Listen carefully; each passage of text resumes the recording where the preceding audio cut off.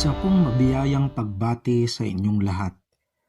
Ang mga pasakit at kahirapan sa buhay ay nariyan lamang, ngunit mayroong tunay na katagumpayan sa lahat ng mga kumikilala at totoong nagtatapat sa isang makapangyarihang Diyos. Sila'y ipinanganak na muli.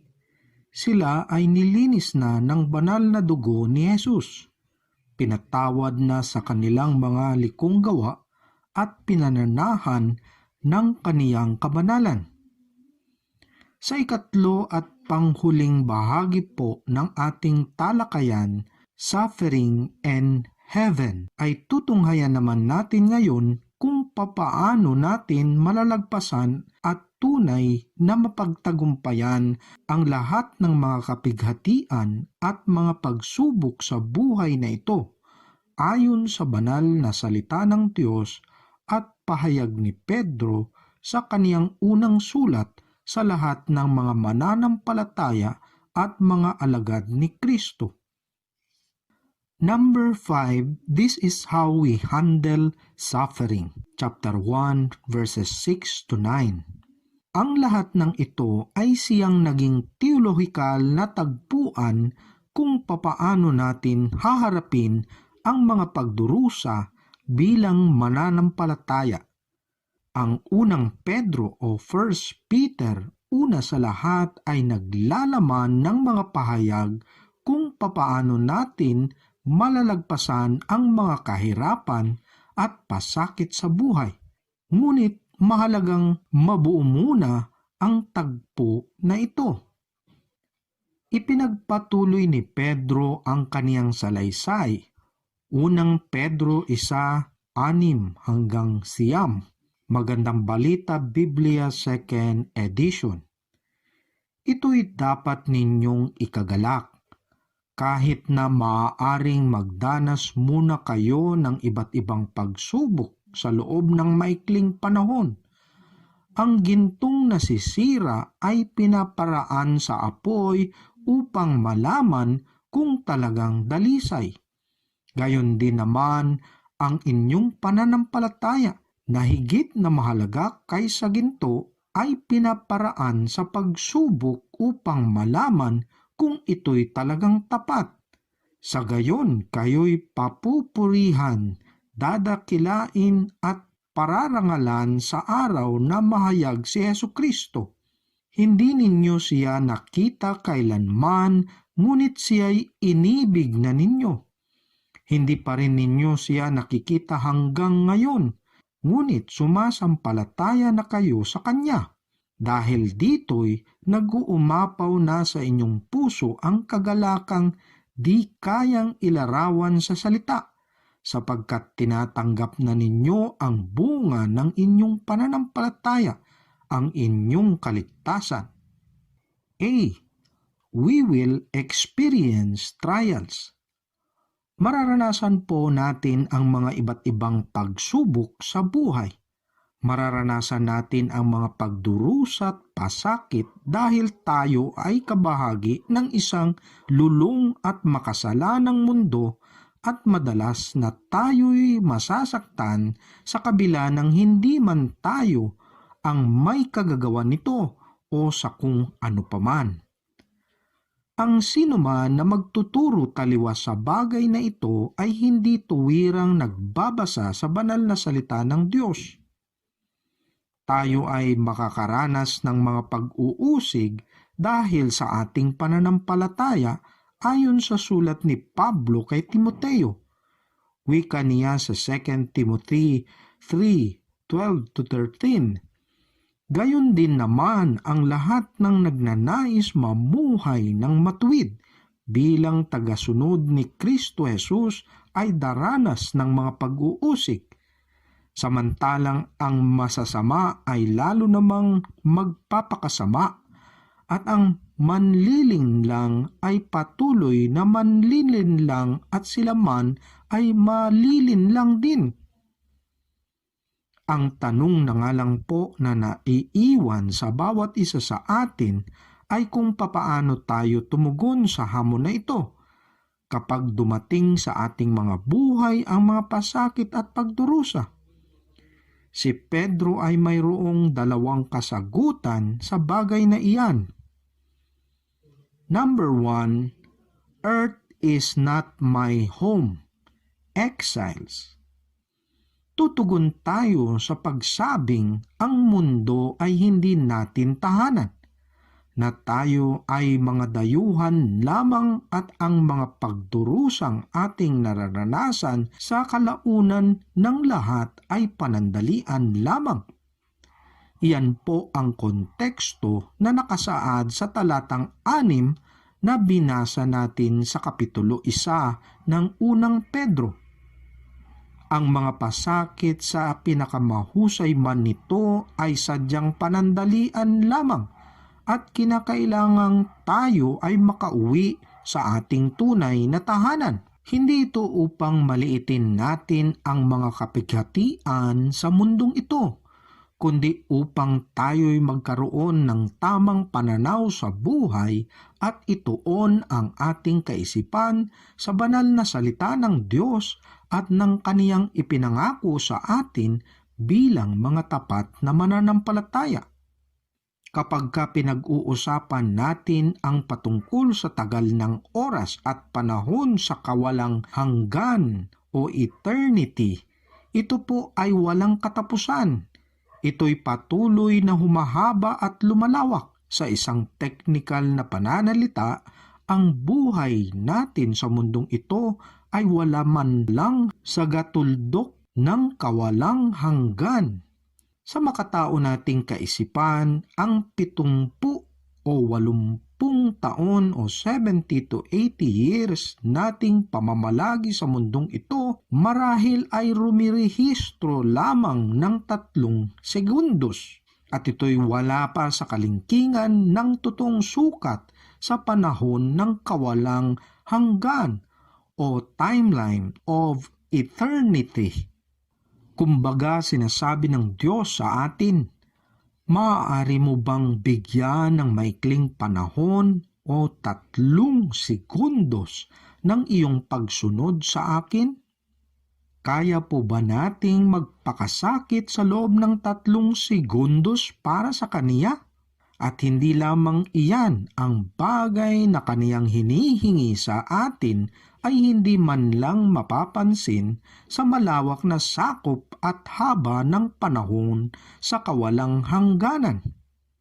Ang langit ang siyang ating tunay na tahanan. Ang daigdig na ito ay sadyang hindi atin.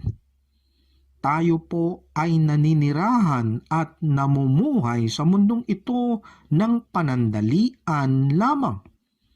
Kinakailangan nating mapanghawakan iyan sa ating mga pananaw sa buhay. Ang pasakit at pagdurusa man sa mundong ito ay sadyang malawak. Kung kaya't ganoon din ang katanungang, papaanong ang isang mabuti at makapangyarihang Diyos ay pinahihintulot ito? Ay isa nga sa mga napakahalagang katanungan dahil ito ay isang napakasaklap na kalagayan. Ngunit sa saklaw ng makalangit na pananaw, sa sakop ng kawalang hanggan, wala pa ito sa kalingkingan o maging sa katuldok lamang.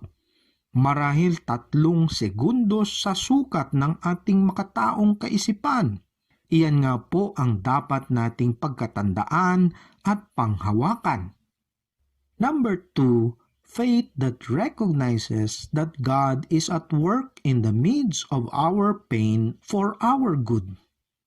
Ngunit mayroon pa pong ikalawang kasagutan si Pedro, at iyan ay bilang isang alagad ni Kristo Jesus, bilang kaniyang mananampalataya. Batid nating ang Diyos ay kumikilos at gumagawa sa kalagitnaan man ng ating mga pagdurusa at kapighatian para sa ikabubuti ng bawat isa sa atin, sa ayaw man natin o sa gusto. Nariyan ang mga bagay na ito sa kabuuhan ng unang Pedro. Sa 1 Peter 3:14 isinulat niya, at sakali mang usigin kayo dahil sa paggawa ng mabuti, mapalad pa rin kayo. Huwag ninyong katakutan ang kanilang kinatatakutan at huwag kayong padadala sa kanila. Ganoon nga po natin nararapat na tugunin ang mga hamon sa buhay bilang mga totoong mananampalataya. Tayo ay pinagpapala. Sa chapter 4 verse 13, wika ni Pedro, "Mapalad kayo kung kayo'y kinukutya dahil kay Kristo, sapagkat sumasa inyo ang Espiritu ng kaluwalhatian, ang Espiritu ng Diyos."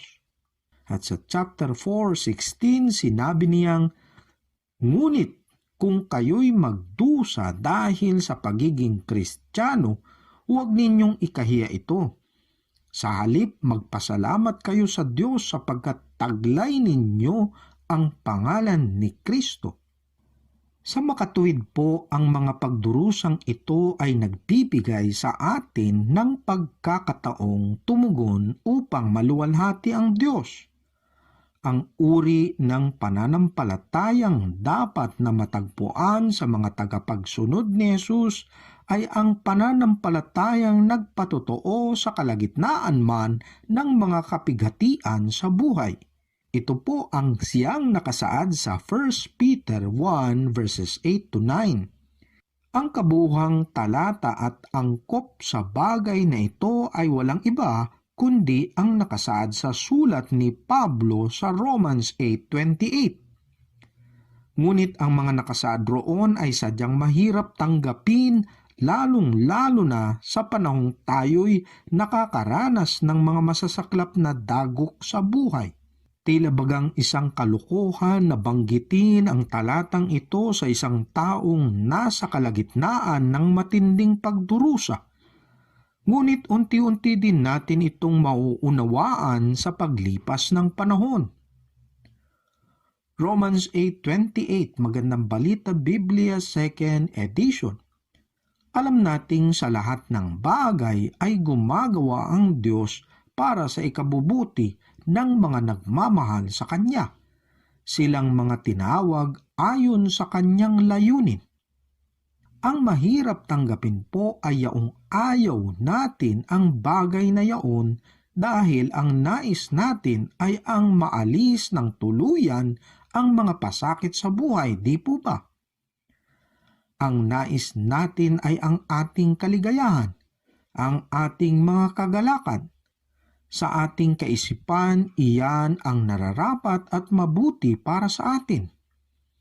Kaya nga huwag nating basahin ang verse 28 na hindi natin binabasa at inuunawang mabuti ang mga kasunod na mga nakasaad sa verses 29 to 30.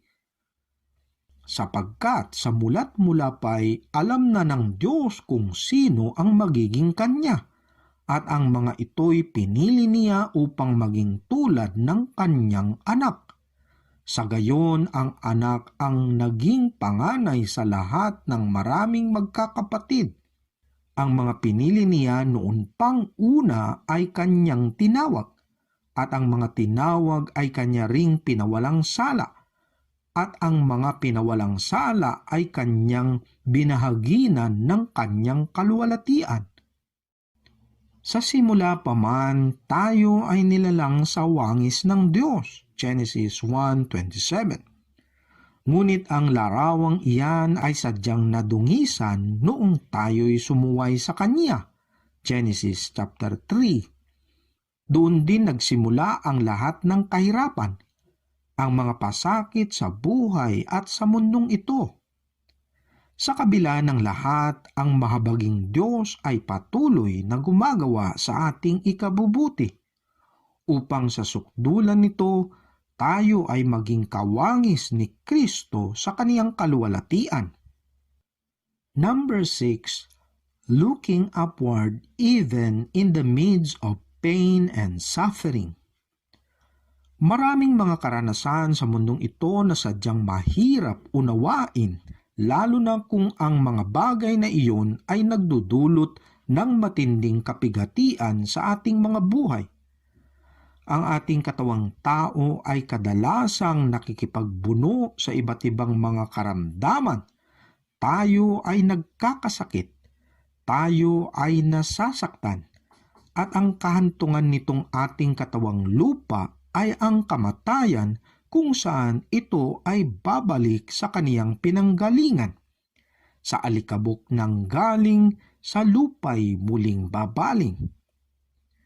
Lubos tayong nangungulila sa mga namayapa nating mahal sa buhay.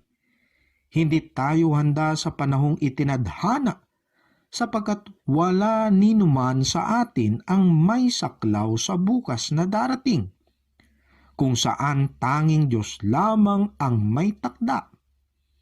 Para bagang nais nating manatiling nabubuhay ng walang hanggan, ngunit ito'y atin lamang masusumpungan sa Kaniya na ating dakilang may likha, at tayo'y bilang Kaniyang mga nilalang. Lubhang mapanganib ang mundong ito. Mayroong mga sigalot at tigmaan sa ating daigdig na ginagalawan. Tila bagang walang kasapatan ang tao sa pagkamit ng kapangyarihan at kayamanan. Ngunit ang lahat ng mga bagay na ito ay panandalian lamang nating mapanghawakan habang ang ating mundo'y lumulutang sa kalawakan. Ang tao'y sinisira ang kaniyang kalikasan dala ng kaniyang matinding kasakiman. Kalaunan ang mundo natin ay magugunaw at tayo'y wala nang matutuluyan. Sa buhay na ito, sana nga ang ating tunay na layon ay matuto tayong mamuhay ng naaayon. Wala na yatang iba pang nakahihigit na mensahe sa atin ang unang Pedro. Dalhin papalapit sa bawat isa sa atin ang tahanang makalangit, na ito nga ay isang makatotohanang lugar, na ito ay sadyang ating inaasam at pinananabikang kahantungan, na ang Diyos ay mabuti. Siya'y mabuti magpakailanman. Ninanais nating mamuhay na mayroong lubos na pagtitiwala dahil ang buhay natin ay sadyang nakasalalay lamang sa Kaniya. Sana nga na ang bawat isa sa atin ay namumuhay kung saan batid natin na tayo ay sadyang nahihiwalay lamang ng manipis na tabing sa pagitan ng buhay na walang hanggan. At kung saan sa araw na yaon ang 3 segundos natin ay magtatapos at tayo'y tuluyang uuwi na sa ating tunay na tahanan, kumakaway at umiihip ng halik sa ating mga mahal sa buhay, na tayo ay tutungo sa lugar na inihanda sa atin ng ating Panginoon at tagapagligtas na si Jesus, kung saan papahirin niya ang bawat luha sa ating mga mata. Wala ng kamatayan, dalamhati, pagtangis at paghihirap, sapagkat lumipas na ang dating mga bagay. Pahayag 21, talatang 4. Walang tiyak na ligtas na lugar sa mundong ito. Ngunit sa katapusan ng lahat, lubos din nating mauunawaan kung papaanong ang ating mga kalungkutan at mga hinagpis sa buhay ay sadyang para sa ating ikabubuti at ikaluluwalhati ng Diyos. Amen. Tayo po ay magkaisang manalangin. O aming mahabagin at dakilang Diyos, kami po'y lubos na nagpapasalamat na muli dahil natapos na po namin ang talakayan patungkol sa suffering and heaven.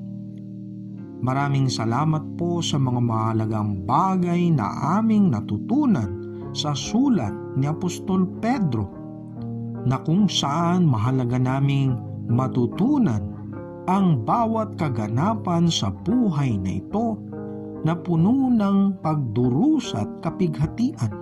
Sadyang ang mga bagay na iyan ay mahalaga upang kami ay manatiling matapat, maging matibay, maging matatag sa aming pananampalataya bilang sukatan ng aming pagiging totoo sa paglakad at pagsunod sa lahat ng inyong mga tagubilin sa bawat isa sa amin.